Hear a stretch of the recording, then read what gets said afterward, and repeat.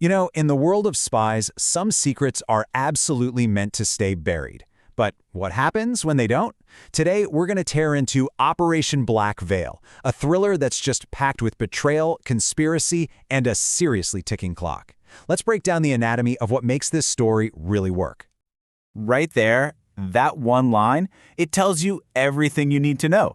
You've got our two heroes, Steel and Claudia Reid, and the stakes couldn't possibly be higher. See, they're not just spies. They're the absolute last line of defense. The only thing standing between a world of order and total, utter chaos.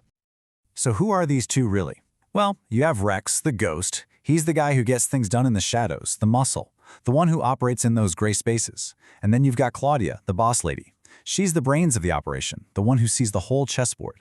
It's this partnership, this exact mix of brute force and sharp intellect that really powers the entire story. All right, so every great thriller kicks off with a disaster, right? Well, for our heroes, their entire world is about to get completely shattered because a secret that was buried for years is about to see the light of day. So what exactly is Project Veil? Think of it like a ghost operation, something so secret it was never supposed to exist. But here's the thing. The leak isn't just some security breach. No, it's a death sentence for Rex and Claudia, who are the last two people from that project left alive. Think about it. Their IDs, their blood work, their entire classified history is just, poof, out there for anyone to see. And who's pulling the strings? This guy, Elias Creed. And he's not just some random hacker. Oh no, he's a ghost from their past, a true mastermind who knows exactly which secrets to leak to cause the most chaos imaginable. The second he steps out of the shadows, their world just descends into paranoia and fear. So they've been exposed. A ghost from their past is hunting them. And what do their own people do? Do they have their backs? Nope. Their boss, Director Wolf, gives them just 72 hours, not to fix it with backup, but to fix it all by themselves, or he's going to cut them loose and pretend they never even existed. The clock is ticking, and they are totally, completely alone. Okay, so with absolutely no one left to trust, Rex and Claudia know they can't just play defense. They have to flip the script. They have to go from being the hunted to being the hunters. And this is where the international manhunt kicks off. And just like that, their investigation turns into this classic, globe-trotting thriller. It all starts in Reykjavik, where they trace the data leak and walk right into a deadly ambush. From there, the trail leads them all the way back to DC, to a clue that points inward, toward their own agency. And finally, to a dead drop in Baltimore that confirms their absolute worst fear. And what they find, man, it just changes everything. They uncover 3 devastating pieces of the puzzle. First, that server in Iceland, it's a decoy, which means Creed is alive and he's actively playing them. Second, they find a photo taken from inside the war room. There's a traitor in their ranks. And the final nail in the coffin, encrypted messages that pretty much confirm their own boss, Director Wolf, is in on the cover-up.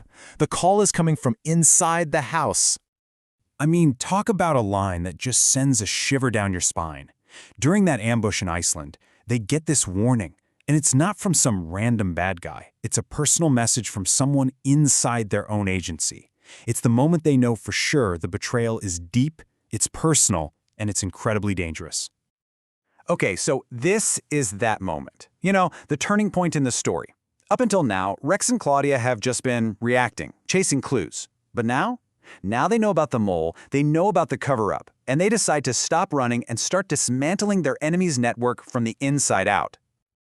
And their plan? It's just brilliant, a step-by-step masterclass in turning the tables. They don't just go after Creed, they go after his entire operation. First, they confront the mole, this Agent Holt. Then, they use his access to feed Creed's network bad information. This starts a panic, which they use to their advantage by messing with his shipments.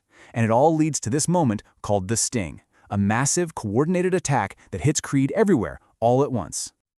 See what they're doing here? They're basically weaponizing doubt. They're not just fighting with guns anymore, they're fighting with psychology. By planting seeds of mistrust and exposing the cracks in his organization, they actually turn Creed's own people against each other. His whole network starts to crumble from the inside. It's genius. So Creed's network is in shambles, and Rex and Claudia are closing in.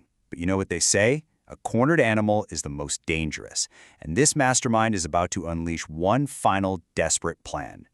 And Creed's response? It's not subtle. Not at all. This is a full-on, scorched-earth attack. He goes after every known safe house, every asset, basically anything Rex and Claudia care about. He's done hiding. He's forcing a final, explosive showdown. The stakes have literally never been higher. So where does it all come to a head? A place they call the convergence. Every single plot thread, every character, every little clue has been leading to this one spot, an old, abandoned subway terminal. It's the place where Creed and his inner circle are making their last stand.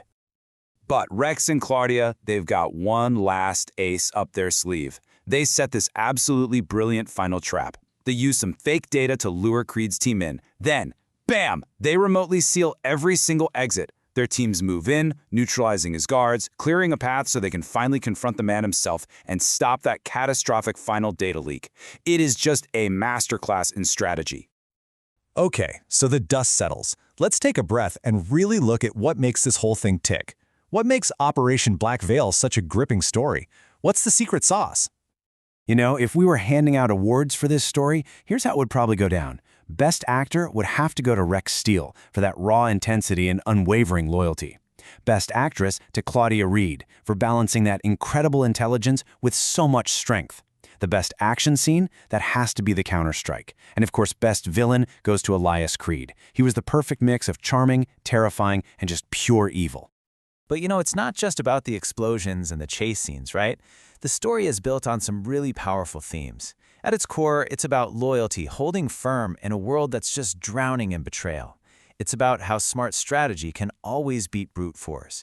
And maybe most importantly, it shows us that in a world full of lies, trust is the most powerful weapon you can possibly have. And that really leaves us with one final big question to chew on. Yeah, it's a fantastic thriller, but it also makes you think. In our modern world, with surveillance everywhere and secrets being almost impossible to keep, is true, unshakable loyalty even possible anymore? It's definitely something to think about. Thanks for joining me for this breakdown.